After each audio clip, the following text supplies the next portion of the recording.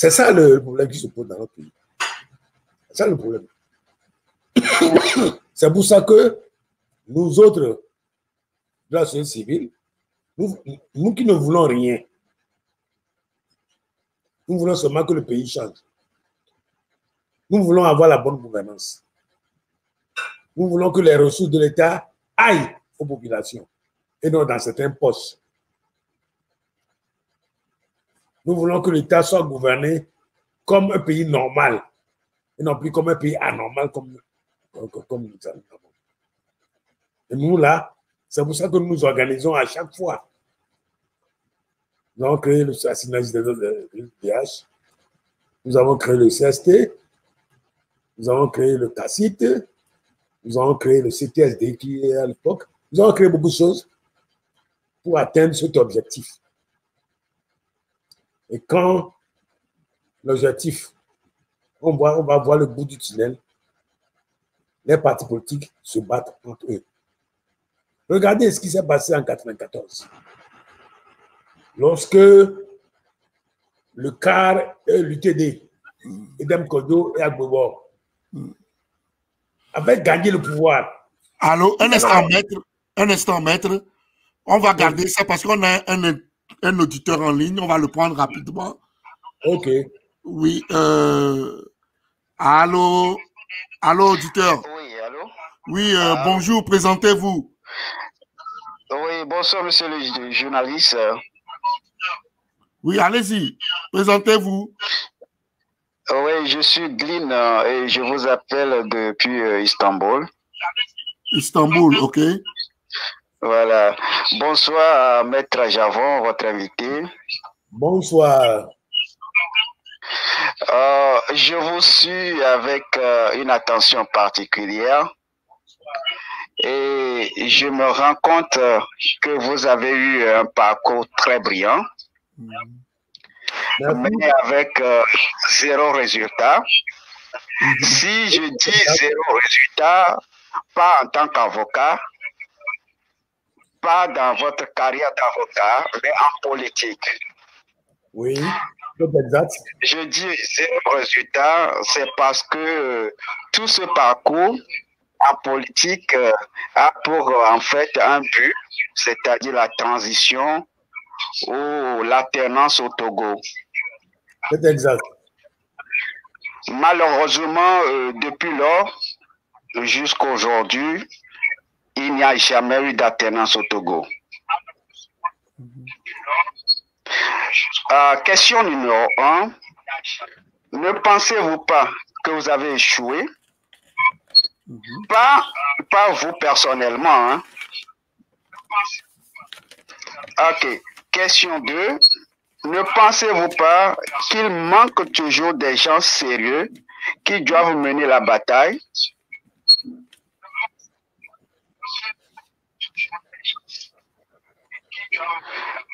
Vous avez fini? Alors, non, s'il vous plaît.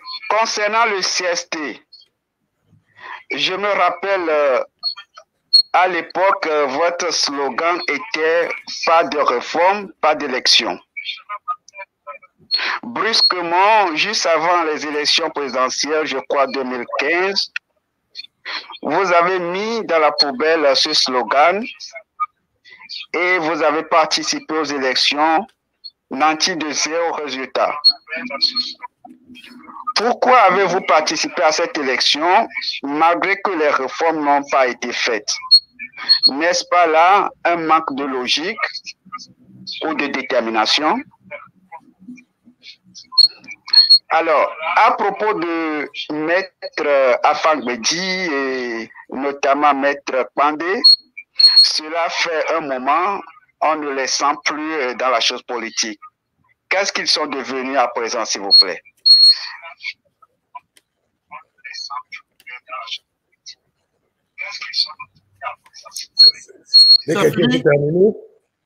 Oui, ma dernière question. Maître Javon vient de prononcer, ou venait de prononcer une phrase, que l'opposition est détruite. Personnellement, il n'y a jamais eu d'opposition au Togo, selon moi. Mais si, selon vous, Maître Ajavon, il y a une opposition, il s'agit de quelle opposition vous parlez et composée de quel parti politique? Je vous remercie, Maître Ajavon, quand même pour votre franchise. Belle émission à vous et à très bientôt. Merci, merci notre frère Lynn qui nous a appelé de Istanbul, c'est ça? Oui, exactement. Istanbul, c'est la Turquie, hein? En Turquie. Effectivement. Ouais. Effectivement. Ok, thank you. Merci à vous aussi et mes salutations à toute l'équipe de FES Info TV. Merci beaucoup, merci. Ouais. Maître va vous répondre. Ouais. Est-ce que vous pouvez... Non, je vais vous récapituler, j'ai bien noté. Voilà, un à un. Un à un. Que... Alors, je sais, je comprends, Maître. Il y a l'âge aussi. Hein. On a... Ah, c'est clair. Oui, oui. Alors, Maître, est-ce que vous ne pensez pas que vous avez échoué? Première question. Bon, il a bien dit, est-ce que c'est pas moi personnellement? Ah, oui, pas vous, pas votre individu. C'est-à-dire tout ce que vous avez organisé avec la classe politique. La classe politique, nous tous n'avons pas échoué. Oui, belle réponse. On nous a fait échouer. C'est pas la même chose. Tout le monde s'est battu depuis 1985 jusqu'à obtenir la conférence nationale. D'abord, jusqu'à obtenir le 5 octobre 90. Après le 5 octobre, on ne peut pas dire qu'on a échoué. Non. Nous sommes battus pour avoir la conférence nationale. On a eu la transition. On n'a pas dit qu'on a échoué. Oui. On a eu la transition avec un nouveau Premier ministre. Oui. Avec un parlement de transition. On n'a pas dit qu'on a échoué. Mais c'est parce que cette transition s'est mal déroulée. Tout à fait. Ce sont les acteurs. On est en train de parler des élections de 94. Il y a eu les élections de 94 que l'opposition avait gagné. Justement. Et qui a désigné un Premier ministre et un Parlement majoritairement de l'opposition. Mais maître, qu'est-ce qui n'a pas marché à cette époque-là? Vous étiez là, maître. Vous étiez en ce moment un grand de l'UTD, si je ne me trompe. Qu'est-ce qui n'a pas marché? J'étais aux premières loges. J'étais... Maître, je vous arrête parce que on va écouter cet auditeur aussi qui vient et après on va demander aux auditeurs de nous laisser répondre aux questions avant de continuer par appeler. Alors on prend cet auditeur. Allô? Oui, bonsoir, monsieur. Oui, bonsoir. C'est monsieur? Monsieur Basile. Monsieur Basile. De la France, oui, de la France. De la France, hein, précisément? Oui. À Paris. Paris, ok. Oui, oui. Et je voudrais poser une question à maître. Allez-y, on vous écoute. Merci beaucoup. Maître, bonsoir. Bonsoir. S'il vous plaît. Et voici ma question. Le MPDD a un représentant à la CENI qui, jusqu'à ce jour, siégeait toujours. Comment comprenez-vous le silence absolu de ce représentant alors que son parti s'attaque à l'ANC toujours? Malheureusement que l'ANC n'a aucun représentant à la CENI. Merci, voici ma question, maître. C'est bon? Ben, c'est fini? Avec vous, je constate et j'ai constaté que lors de l'élection présidentielle...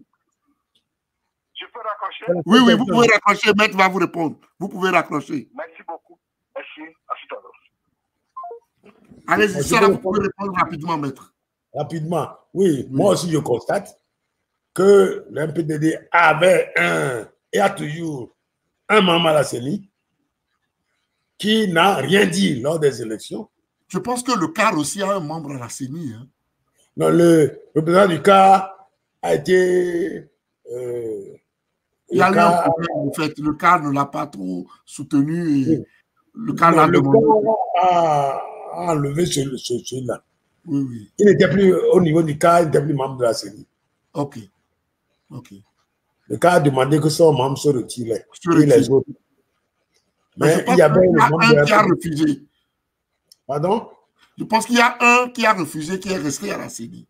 Il y a un qui a refusé. C'est un membre. Attendez. Je crois que vous avez raison. C'est un membre du CAR qui avait refusé. Oui. Le membre du CAR a refusé de quitter la CENI. Je le connais. Il fut responsable de la jeunesse au niveau du campus. Un des responsables. Vous avez raison. C'est un membre du CAR qui a refusé de se retirer. Oui. Donc, le CAR a représentant à la CENI comme le MPDD. Oui. Aussi. Et après l'élection présidentielle 2020, je n'ai pas entendu ces personnes parler. Ils n'ont pas fait la moindre objection à ce jour. Vous savez, c'est bizarre. J'ai été aussi membre de la CENI en 2003. J'étais vice-président. Oui. Lorsque les choses sont passées d'une certaine manière, immédiatement, j'ai organisé une conférence de presse. Oui, on a tous suivi ça. Et j'ai dénoncé ce qui s'est passé. J'ai dit qu'il y avait 3 résultats. Le résultat qui était sur les ordinateurs, qui donnait Yarima gagnant par 92-93%. Il y avait le résultat qui était proclamé, qui avait donné Yarima 52 pour 52%. Il y avait les résultats réels qui n'ont pas été donnés, qui gagnaient Yarima perdant. Ah oui? J'ai dénoncé tout ça. Pareil comme Francis Pedro aussi en 2015. Hein. Ben c'est ça. Mais pourquoi est-ce que les autres n'ont pas dénoncé ça, n'ont pas rués dans le brancard? Pourquoi? Pourquoi ce du MPDD n'a rien dit à ce jour? Pourquoi? Parce que c'est surtout son parti qui était concerné. C'est son candidat qui était... c'est son parti qui était candidat. Alors que le CAR n'avait pas de candidat. Ouais. Il n'avait rien à perdre, au fait. Non, il n'avait rien à perdre. Mais c'est le candidat du MPDD, le membre de la CENI du MPDD, qui aurait dû se rebiffer et parler. À ce jour, c'est le silence le plus absolu. Pourquoi? Je ne sais pas. Pourquoi? Et pourquoi? Je pose la question 3 fois. L'auditeur dit, mais on attaque l'ANC comme si c'est l'ANC qui était à la CENI ou si c'est l'ANC qui proclamait les résultats. Ben oui. Mais le Togo est comme ça. C'est ce que je viens de vous dire. On se bat, les partis politiques se battent entre eux au lieu d'affronter le pouvoir. Dommage. Les chasseurs se battent entre eux au lieu d'aller tuer la bête sauvage qui était dans la maison. Ben c'est ça. C'est exactement ce que je suis en train de vous dire. Au lieu de s'attaquer au processus électoral tel qu'il a été organisé, au lieu de combattre les résultats tels qu'ils ont été donnés, on s'attaque à l'ANC. On s'attaque entre les chasseurs. Ben, c'est ce que je viens de dire. C'est exactement ce que l'autre vient de dire. Oui, c'est ça. Au lieu de s'attaquer au pouvoir et de combattre le pouvoir et de l'abattre, on combat son collègue de l'opposition pour l'abattre et on ment sur la personne. On ment, on diffame. Pour que cette personne ne représente plus rien. C'est une stratégie. C'est comme les chasseurs qui, au lieu de tuer la bête, va tuer ou blesser son ami chasseur qui était venu pour tuer l'animal. C'est ça. Mais c'est ça. C'est ça le Togo. Contrairement au Bénin, vous avez vu au Bénin, quand on a fait la conférence, qu'est-ce qu'on a fait? On a amené Sogolo. On a enlevé Kérékou. Quand Sogolo a commencé à décoller, c'est toute la classe politique de l'opposition béninoise qui s'est liguée pour enlever Kérékou. Et quand Sogolo a commencé à déconner, je dis bien déconner, on a ramené Kérékou. Oui. Toute la classe politique béninoise s'est liguée pour ramener Kérékou. Pour que Sogolo puisse partir. Oui. Lorsque on a voulu imposer Zissou la dernière fois, par la France, vous avez vu que toute l'opposition béninoise s'est organisée pour qu'il ne soit pas président. Qu'on ne puisse pas venir racheter quelqu'un de France pour l'imposer au Bénin. Mais c'est comme ça. C'est comme ça. Regardez en Côte d'Ivoire. Les gens de l'opposition, même ceux qui ne s'entendaient pas du tout, PDCI, FPI, c'était les ennemis. Mais vous n'avez pas constaté qu'ils sont mis ensemble pour combattre leur adversaire commun. Nous, au Togo, on ne fait pas ça. On s'insulte, on se diffame, on mentit le compte de l'un ou de l'autre pour abattre politiquement cette personne ou ce parti. Mais c'est ce qui se passe. C'est pour ça que je dis, on a détruit l'opposition. Pas notre comportement. Nous avons détruit l'opposition, nous avons écrasé l'opposition. Au lieu que ce soit le pouvoir qui nous détruise, c'est nous-mêmes qui nous sommes autodétruits. Ah oui. Ah oui. Alors, maître, revenons aux élections de 1994. Oui. En 1994, l'opposition KRUTD avait gagné. Oui. On m'a proposé un poste de Premier ministre, j'ai dit non. De ministre. On m'a supplié. D'un côté, on m'a supplié, c'était le deuxième personnage du parti. On m'a supplié, j'ai dit non. Je ne veux pas être ministre.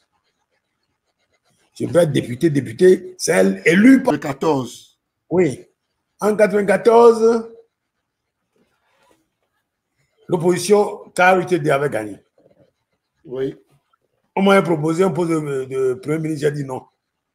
De ministre. On m'a supplié. D'un côté, on m'a supplié, c'était le deuxième personnage du parti. On m'a supplié, j'ai dit non. Je ne veux pas être ministre. Je veux être député, c'est elle élue par le peuple. Oui. Qui a été élue par le peuple. Et j'ai combattu à l'Assemblée. Et malheureusement, les deux, Edem Kodjo et Agbebo, paient à leur âme respective. Au lieu de se mettre ensemble, comme je viens de vous le dire, comme font les Béninois, comme font les Ivoiriens, comme on fait ailleurs, comme on fait au Sénégal. Vous savez, au Sénégal, quand Ouad était au pouvoir, c'est toute l'opposition qui l'avait empêché de continuer. Oui. Mais oui, nous au Togo, Agbebo, paix à son âme, et Edem Kodjo, paix à son âme également, avaient commencé à se battre entre eux. C'est ce que je dis, j'étais aux premières loges. Malgré tout ce que j'ai fait, pourquoi Edem Kodjo ne soit pas Premier ministre? Pourquoi on désigne le Premier ministre dans les rangs d'Agbebo, du cas? Comme convenu, puisqu'il y avait un accord entre les deux partis. Il n'y avait pas d'accord au départ. Les deux étaient... Et quand on était allé en rang dispersé, on s'était même combattu sur le terrain. Mais résultat, les deux partis ont gagné. Oui. Maintenant, une fois qu'ils ont gagné, ils auraient dû, comme dans tous les pays dont je vous ai parlé, se mettre ensemble et savoir comment faire pour gouverner et prendre le pouvoir. Gbagbo dit, c'est lui qui veut être Premier ministre. Il y avait deux postes. Vous voyez, il y avait deux fonctions suprêmes. Premier ministre et président de l'Assemblée. Président de l'Assemblée. Mais c'était deux. Mais ils étaient deux. En fait, c'est quoi le problème? C'est qu'est-ce qui faisait, en fait, être Premier ministre à l'époque? Est-ce que c'est différent du Premier ministre aujourd'hui? C'est-à-dire, le pouvoir du Premier ministre n'a aucun pouvoir. Ce n'est même pas un Premier ministre. Les premiers ministres d'aujourd'hui ne sont pas des premiers ministres. Parce qu'ils n'ont aucun pouvoir. C'est un pouvoir présidentiel qui dirige, on donne les ordres au Premier ministre, tout et tout. Bon, à ce moment-là, le Premier ministre avait des pouvoirs. Ok, je comprends maintenant. Oui, mais pourquoi les deux ne sont pas mis ensemble? Pourquoi? C'est ce que je ne comprends pas et je n'ai pas compris, je ne comprends pas jusqu'à présent. Aujourd'hui, on est le 26. Non, je n'ai pas encore compris ça. Pourquoi les deux avaient commencé à se battre? Chacun voulait être Premier ministre, forcément. Moi, personnellement, moi-même, je suis à discuter avec Idem Kodjo. Il accède à l'Assemblée. Oui. Qu'il laisse le Premier ministre à Gbagbo. Il se peut qu'il y a des gens qui n'acceptent pas. Parce qu'il avait son mot à dire quand même. D'après la Constitution. D'après la pratique constitutionnelle. Il avait son mot à dire. Donc, si, maître, un instant, si, même si Idem Kodjo acceptait que, ok, je vais prendre la place du président de l'Assemblée et que toi, je te supporte en tant que Premier ministre. Devant Yadema pouvait dire non, je ne veux pas à Gbagbo. Oui, bien sûr. On serait dans une impasse où Idem Kodjo se dira non, c'est à Gbagbo ou rien. Et cette situation s'était passée. Ah bon? Ah oui! Dites-nous, maître. Et ça, beaucoup de gens ne le savent pas. Oui, dites-nous. Lorsque Idem Kodjo a été pressenti pour être Premier ministre, oui, et qu'il ne réussissait pas à former son gouvernement, oui, parce qu'il ne réussissait pas. Ouais. Vous savez, les gens refusaient. Plus de 2 mois sans gouvernement. Oui. À la fin des 2 mois, Idem Kodjo s'était mis d'accord pour avoir un accord entre le CAR et l'UTD. Idem Kodjo a accepté. Il n'était pas encore au pouvoir. Hein. Il n'a pas encore formé de gouvernement. Il était parti, on s'est mis d'accord. Idem Kodjo était parti dans son village à Mwepé, s'enfermer tout le week-end pour prendre un test. Lui-même. Ce sont les accords du 23 de mars 1994. Quand il a pondu ce test, nous avons rencontré le CAR. Il y a une réunion entre le CAR et l'UTD et l'ordre qui s'est tenu dans la maison du maître Egbor à Kekame. Quand nous y étions, Idem Kodjo a sorti le document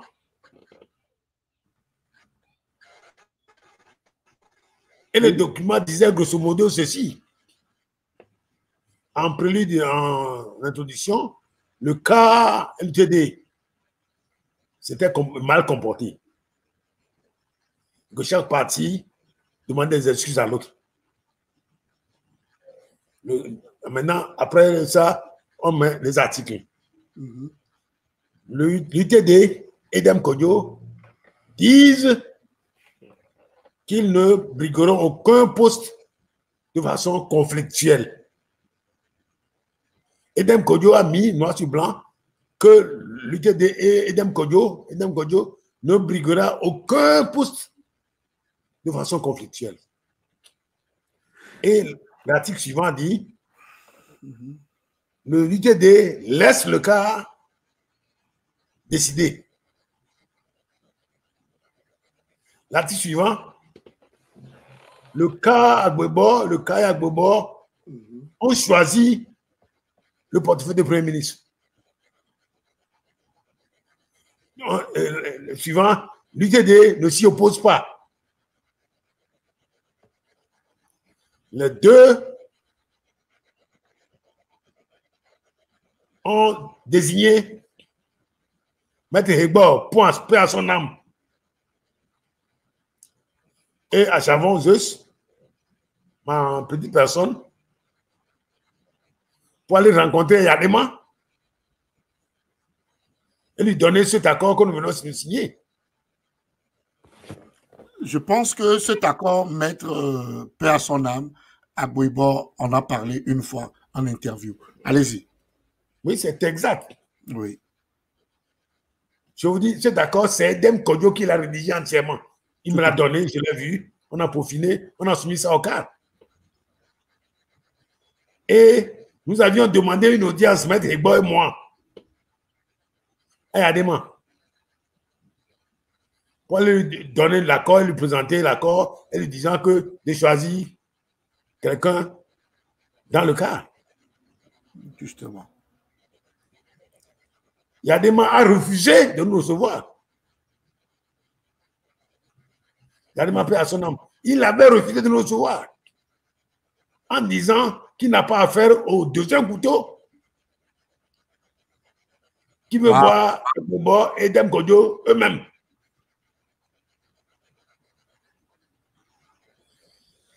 Les deux étaient allés chez Yadema. Et les deux ont dit, présenter l'accord. Vous savez ce que Yadema a répondu? Yadema dit que les accords n'engagent que leurs signataires. Vous savez à quoi il faisait allusion? Oui, Yadema est vicieux, était vicieux. Très vicieux. Il a répété la même phrase. La même phrase, mais... que cet accord n'engage que vous. Et que c'est lui qui doit désigner le Premier ministre. Edem Kodjo avait dit, en tout cas, moi, je ne serai plus le Premier ministre. Très bien. Donc, qu'est-ce qui s'est passé? Et on a dit qu'on va choisir le premier dans le parti d'Agboibo. Nous avons fait le Agboibo et nous, le CAR et nous, réunion sur réunion, plusieurs réunions, une dizaine de réunions, au cours desquelles nous avons décidé qu'Agboibo serait Premier ministre, Edem Kodjo président de l'Assemblée. On a formé le gouvernement. Et on a dit, Yadema a refusé. Yadema avait refusé. Yadema a dit à son âge, à son âme, que lui, il ne peut pas désigner un avocat. Qu'il a vu, l'avocat avait agi dans la transition et qui ne voulait plus d'avocat, qui veut quelqu'un, un économiste, pour faire les choses. Pour être Premier ministre. Nous avons dit, bon, qu'à cela ne tienne. Mais si ce n'est pas Agboibo, il peut prendre quelqu'un dans le parti d'Agboibo. Absolument. Nous avons demandé à Agboibo au cas, Yadema dit qu'il veut une liste. Ok. il ne voulait pas un nom. Quand on le lui impose pas un nom, il voulait une liste. Et qui va désigner là le premier sur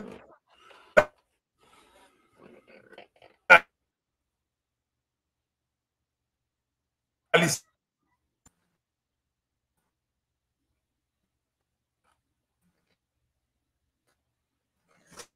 Il y a 4 noms. Le camp a donné 2 noms, pas 4. Et ils avaient dit qu'ils avaient une stratégie pour que Yadema désigne Agbebo.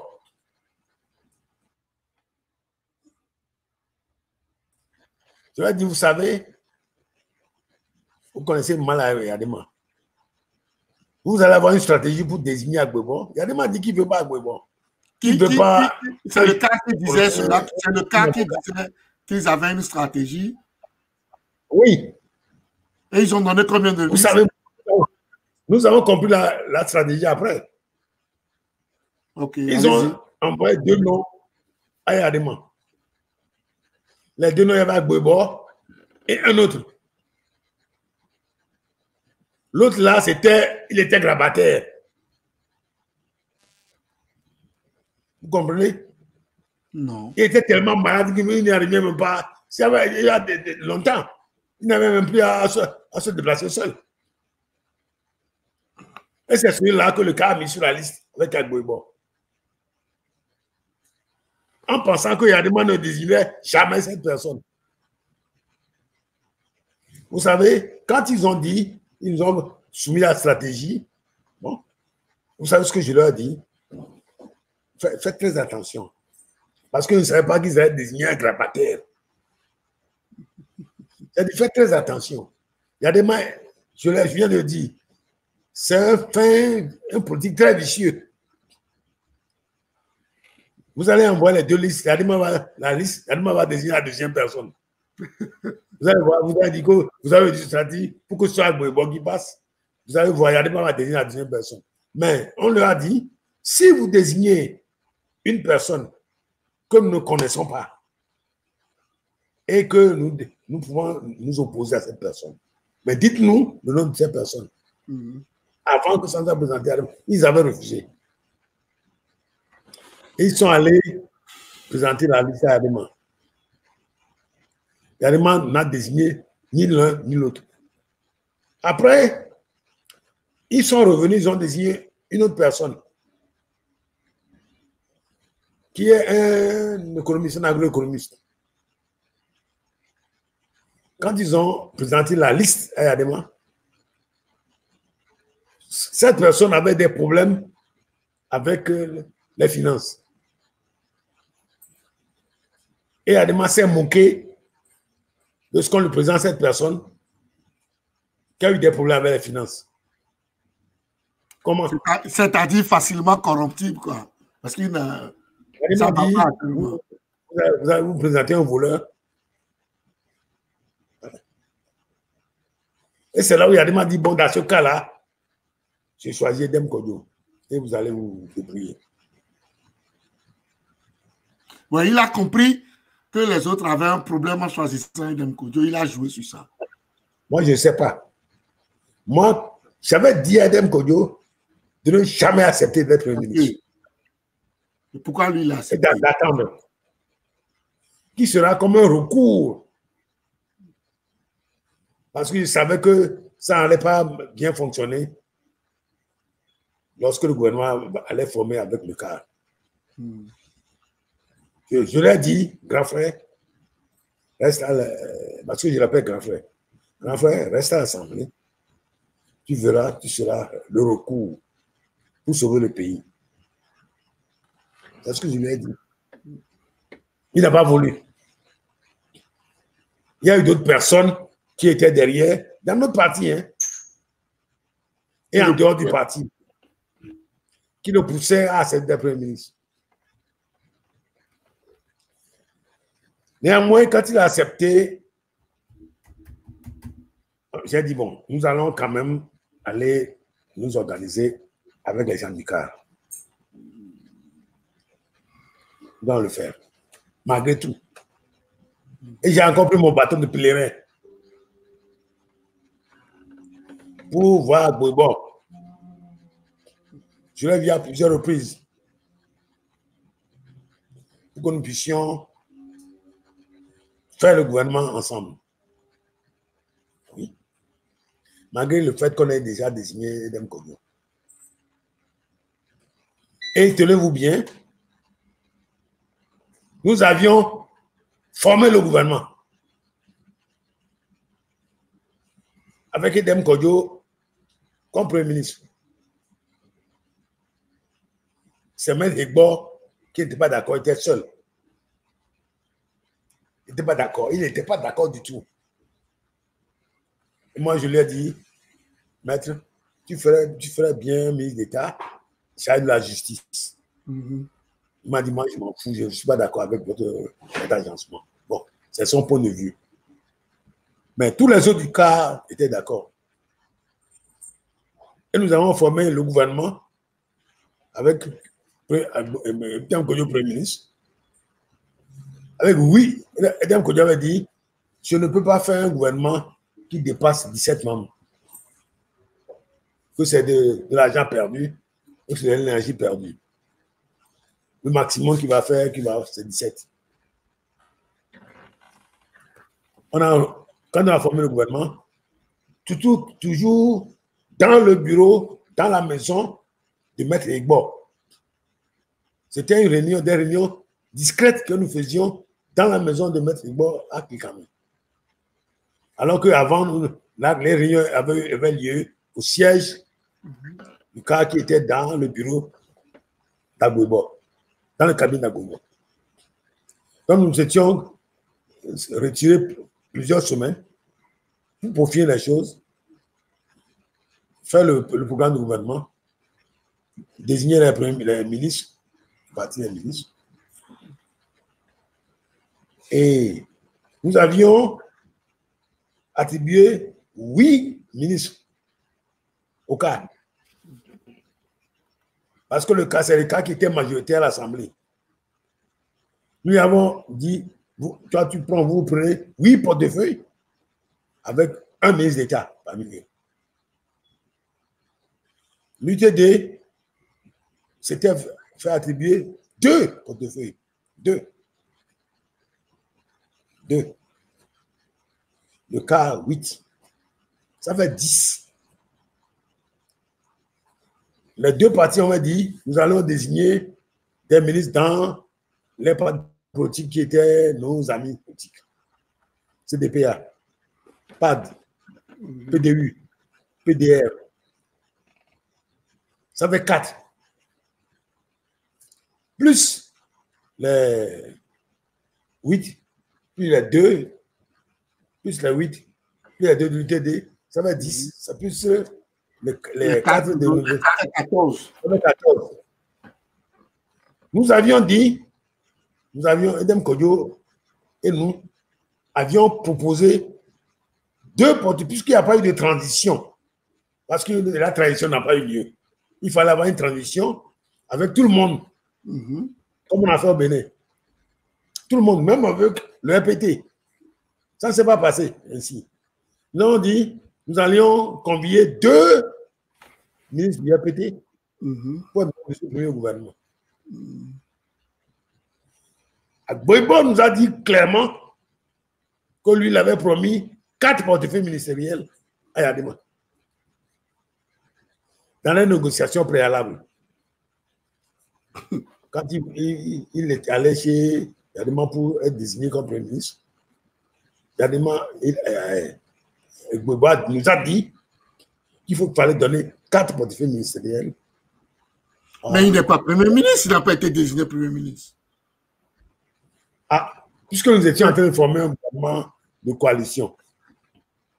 Donc, on a mis 4 ministres à Yadima. Vous voyez? Le 14 plus 4. Ça fait 18. 18. Or, et le Kodjo voulait 17. C'était au maximum. Ça fait 18, c'est pas grave. Tout le premier, ça fait 19, c'est pas grave. nous étions mis d'accord. Il fallait que chaque parti aille mettre les noms sur le nombre 4, 2, 4, 1, 1, 1. On a envoyé ça à chaque parti politique pour qu'il décide celui qui sera membre du gouvernement. Et nous étions partis. Le lendemain, nous devions peaufiner le programme du gouvernement. Vous savez, en guise de programme du gouvernement, nous avons pris le programme du gouvernement du CAR. Nous avons ajouté des éléments. C'est le programme du CAR que nous avons pris, nous avons ajouté des éléments.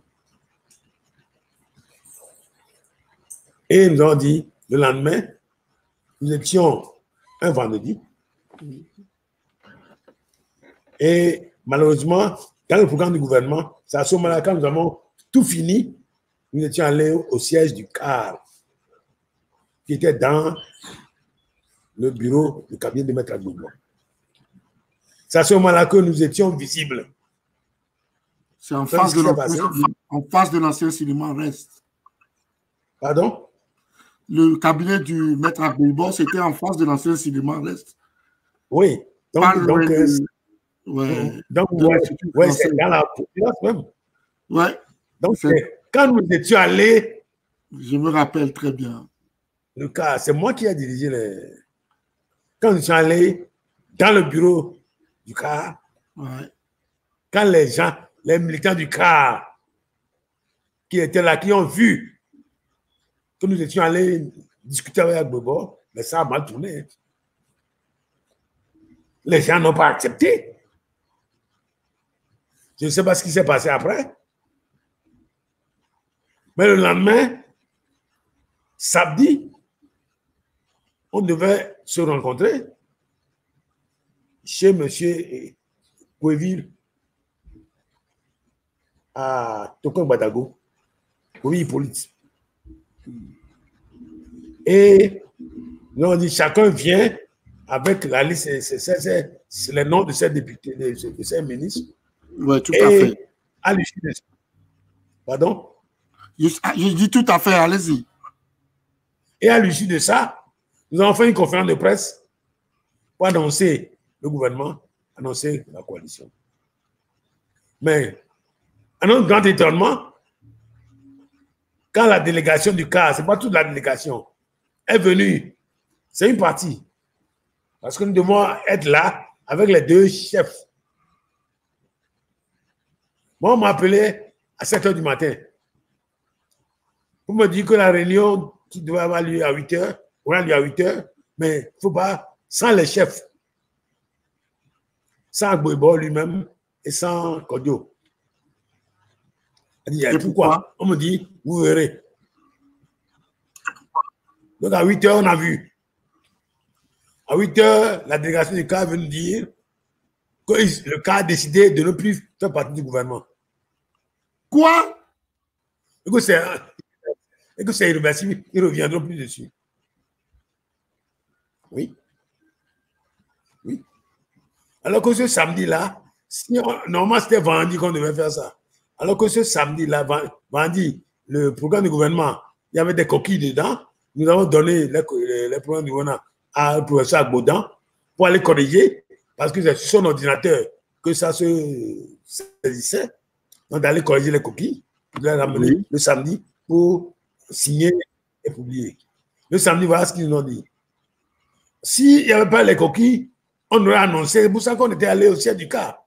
On aurait annoncé la coalition, on aurait annoncé les ministres, on aurait tout annoncé.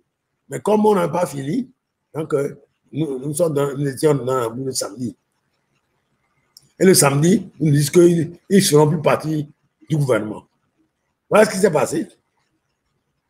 Oh, à la rentrée, qu'est-ce qui s'est passé?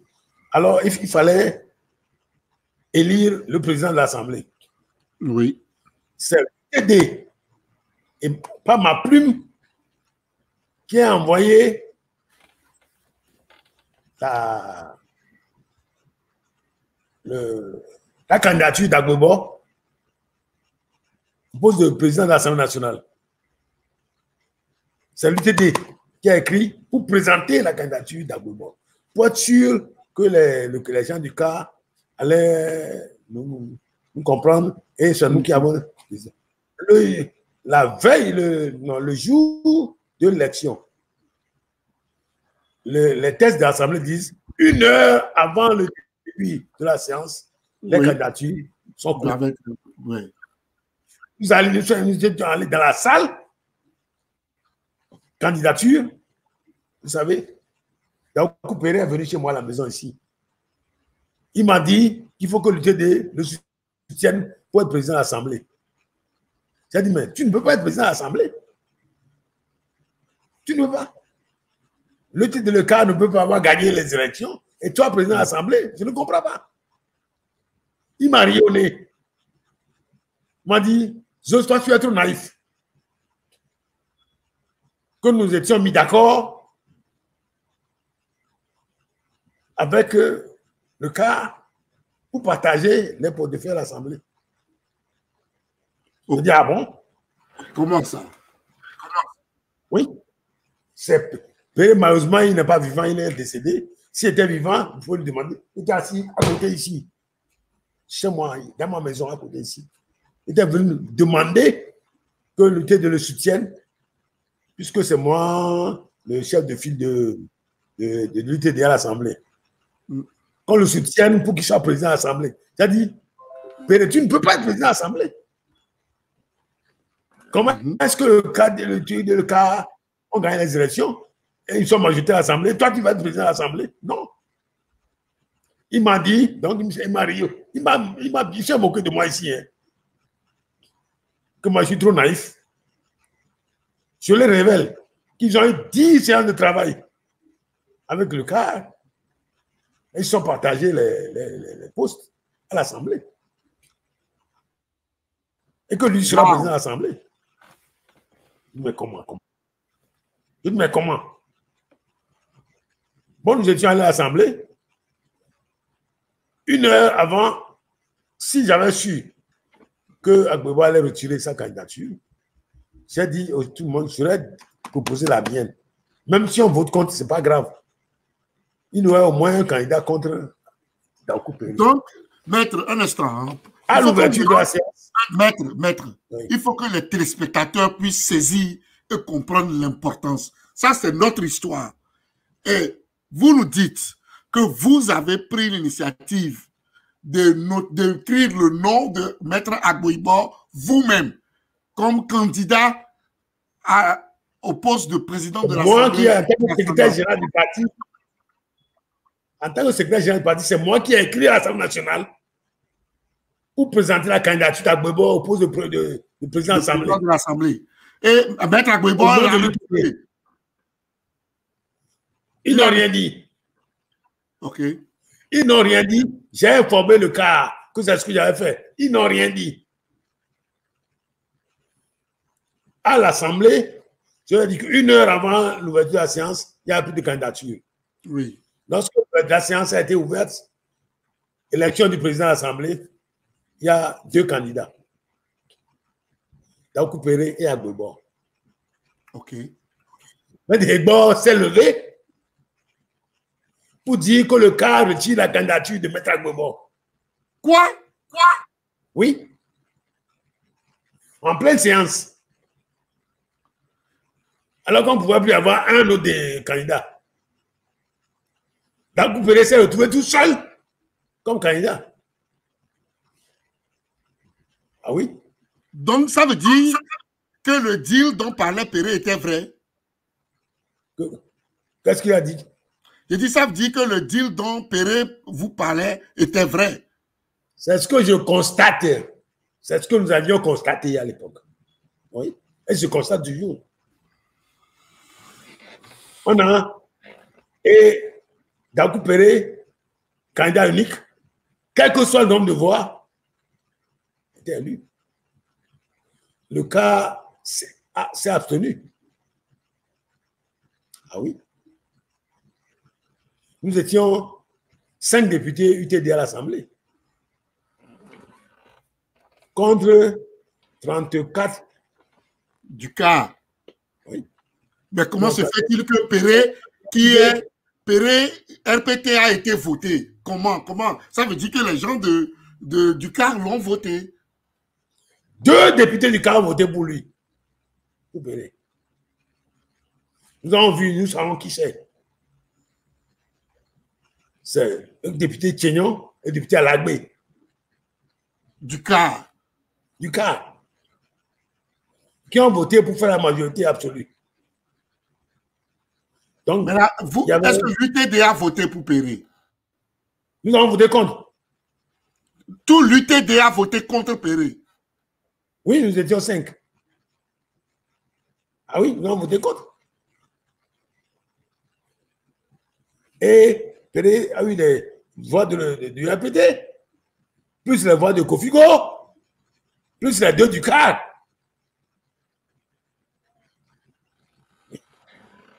Et Alagbé a été ministre, après préfet à Séville. Pendant longtemps, il a fait beaucoup de conneries là-bas. Le député du CAR qui a voté pour Péré. Après, il a été nommé député. Nommé préfet. Oui. Donc, c'était Alagbé. Vous savez comment nous savions que c'était les 2? Non, dites-nous, maître. Nous étions devant. Moi, j'étais un peu derrière. Un député du cas de l'UTD était devant. Les enveloppes, parce que le bulletin était dans une enveloppe. Le RPT, c'est rouge. Yep. Or, les enveloppes n'étaient pas très opaques. Quand vous prenez l'enveloppe, vous passez de la lumière. Ouais, le blanc, on peut facilement voir le rouge à travers le blanc. Voilà. Et le député qui était devant, dès que Alagbé est passé en premier, puisque c'est pas je suis vieux, c'est ça, il faut interpréter. Waouh! Oui. Après, quand Tchénion est passé, alors on faisait attention aux députés du CAR qui passaient. Ah oui. Quand Tchénion, parce que les députés du CAR, ils ont voté blanc, ils sont abstenus, mais sauf les 2 là. Quand Tchénion passait, membre du CAR, le député du CAR, lui aussi, ça se voyait qu'il a voté RPT. Voté Péré. Et à ma grande surprise, comme au poste de premier vice-président, le CAR a présenté Maître Ahmed Ebor. Vous comprenez? Le même Maître Ebor qui s'est levé, qui refuse le poste de président de l'Assemblée, s'est présenté lui comme vice-président, premier vice-président. Il a été élu. Mais oui, puisqu'ils ont la majorité, ils vont l'élire. Il a été élu avec les députés du CAR et les députés du RPT. Oui. Oui. Oui. Après, le premier vice-président devait être UTD nécessairement, le deuxième. Là, c'était monsieur, comment il s'appelle, le cas de Socoré là. Lui, c'est les députés de l'UTD et du APT qui ont voté pour lui. Le CAR n'a pas voté pour lui. Pour qu'il soit vice-président, le deuxième vice-président. Mais c'est UTD et RPT qui ont voté pour lui. Deuxième vice-président, c'est le CAR nécessairement. Parce qu'il n'y a pas d'autres partis politiques. C'est le CAR, c'était le CAR. Et le CAR et le RPT ont encore voté. Le CAR ne vient voter que lorsque il y a ou un candidat du RPT ou un candidat du CAR. Oui. Oui. tenez-vous bien, quand nous devions désigner les membres des bureaux des commissions de l'Assemblée, oui. D'abord, avant, le premier questeur, c'était Karl. Deuxième questeur, nous avons voulu que ce soit UTD. Hein? Le cas a voté contre. Et c'est quelqu'un du RPT qui a été élu, deuxième questeur, élu de l'Assemblée. Ensuite, dans les commissions, lorsque l'UTD a présenté 2 candidats comme président de commission, 2, non, 4. Ouais, bon. Moi, président de la commission des lois, parce que étant,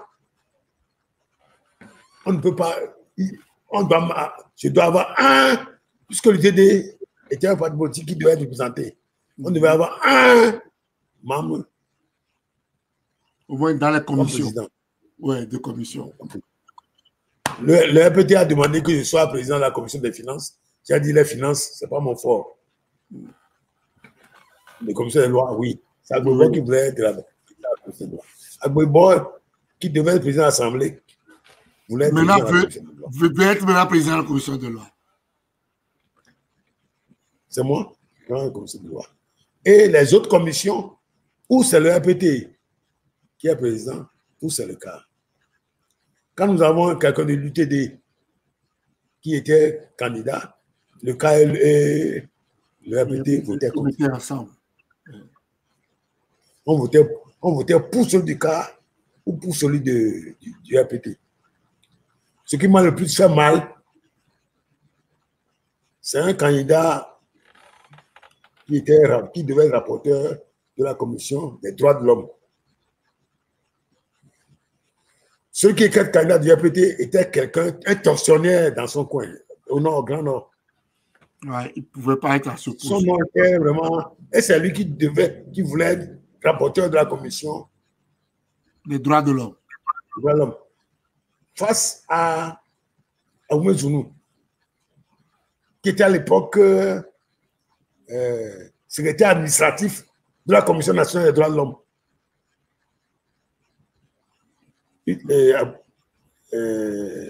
Oumé Zounou, qui a été premier ministre après, était de l'UTD. Oui, ça je le sais. Le cas a voté contre le candidat de l'UTD. Et ils ont voté pour le candidat du RPT. On constate qu'effectivement, il y avait un accord pour tous les postes. L'Assemblée, tous les postes. Après ce que Péré m'a dit. Et ça s'est concrétisé. Et ça s'est dit. Donc, au moment où nous allions voter les lois importantes à l'Assemblée, le cas s'est retiré. Il était resté à 5 députés de l'UTD. Ça, j'ai encore ça dans le cœur. J'ai mal au cœur avec ça. Au moment où nous allions faire tous les tests importants à l'Assemblée, le cas s'est retiré. Donc, maître, c'était battu contre... Oui. Dites-nous, on a entendu que il y a eu des circonscriptions où on devait refaire les élections, où l'UTD a donné ses députés au RPT. Vous avez entendu ça? Il y a eu des circonscriptions électorales où on a dû refaire les élections en 1994. En 1994? Oui. Il n'y en a pas eu. Il n'y en a pas eu. Comment est-ce que le RPT est redevenu majoritaire? Voilà ce qui s'est passé. Le RPT a annulé. Voilà. On a annulé 2 députés, élection de 2 députés, un du CAR et un de l'UTD. Pour que nous n'ayons plus la majorité absolue. Ah oui. Nous étions tous les deux 42 à l'époque. Les deux élections invalidées, il en restait 40. Or, pour avoir la majorité absolue à l'Assemblée, il fallait 41. Wow. Donc, nous voulions, on devait organiser les élections partielles. Pour les coins où on a interdit. Pardon? Je dis les élections partielles, c'est pour les coins où il a été annulé, c'est ça? Dans les coins où les deux ont été annulés. Dans le Wawa, à Badou, et à Mangou. Je suis allé négocier avec Agbobo, moi-même, en lui disant ceci. Edem Kodjo en avait marre de m'amener, parce que ça, je lui avais dit, Edem Kodjo, que tu vas être malmené par le RPT, le pouvoir RPT. Toi, Premier ministre, tu verras. Tu vas être l'otage du RPT. Tu ne pourras rien faire. Et au bout de... Qu'est-ce que c'est? Alors qu'à ce moment-là, les élections partielles devaient avoir lieu 2 mois après. Si les élections avaient eu lieu 2 mois après, l'unité le cas allait regagner les Oui.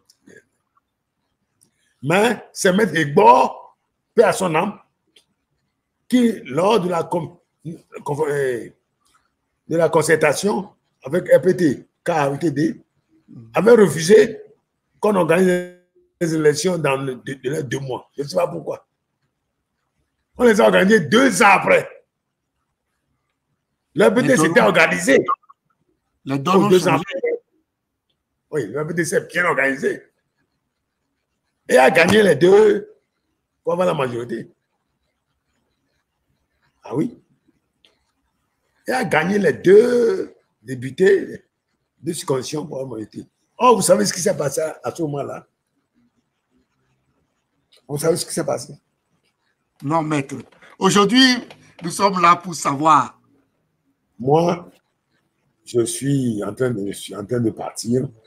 Oui. Il faut que les gens sachent. Il faut justement. Il faut que les gens sachent. Nous avions, j'ai demandé aux gens du CAR qu'on allait nous organiser pour gagner les 2 circonscriptions électorales. Comme ça, le RPT, nous allons refaire le gouvernement. Lorsque nous aurons la majorité absolue à l'Assemblée, le gouvernement va démissionner et on va refaire un autre gouvernement. Puisque nous sommes majoritaires. Donc à ce moment-là, Edem Kodjo avait dit qu'il a tellement marre qu'il va partir, il va démissionner. Il voulait même démissionner avant. Ça, les gens ne savaient pas. Edem Kodjo voulait partir. À un moment donné, il avait donné les ordres pour qu'on ramasse tout la primature, pour qu'il en avait marre. Je lui ai dit, ne faites pas ça, attends que nous fassions l'élection partielle. Mais moi, je me suis arrêté avec Agbobo lui-même, qui m'a présenté Rodouto.